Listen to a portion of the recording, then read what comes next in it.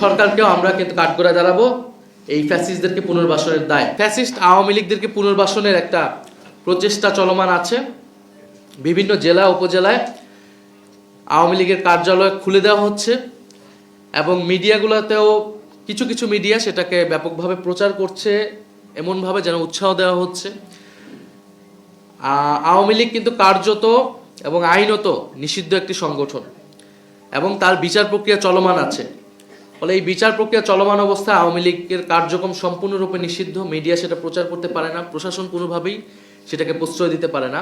এই যে আওয়ামী লীগের কার্যালয়গুলো খোলা হচ্ছে এবং আওয়ামী লীগকে প্রশ্রয় দেওয়া হচ্ছে, আমরা মনে করি না এটা অটোমেটিকভাবে হচ্ছে। এটা অবশ্যই এই নতুন সরকারের প্রশাসনের এবং সরকারি দলের প্রশ্রয়ে এটা হচ্ছে। তাদের কাছ থেকে গ্রিন সিগন্যাল ছাড়া আওয়ামী লীগ এটা করার সুযোগ বা সাহস পেত না। গত 1.5 বছর কিন্তু প্রশাসন অনেক জায়গায় ব্যর্থ হলেও জনগণ কিন্তু প্রতিরোধ করেছে। রাজনৈতিক ফ্যাসিবাদ বিরোধী রাজনৈতিক কর্মীরা সেটা প্রতিরোধ করেছে।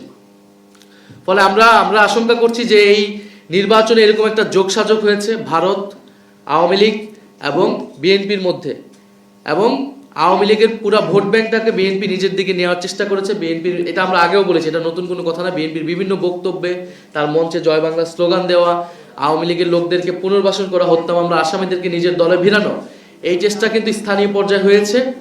কিন্তু এইটা যদি এখন আওয়ামী লীগ সেটার বিনিময়ে, এই ভোট ব্যাংকের বিনিময়ে যদি আওয়ামী লীগের রাজনীতিকে পুনর্বাসনের চেষ্টা করা হয়, তাদের কার্যক্রমকে সুযোগ করে দেওয়া হয়, তাহলে তা কঠোরভাবে প্রতিহত করা হবে।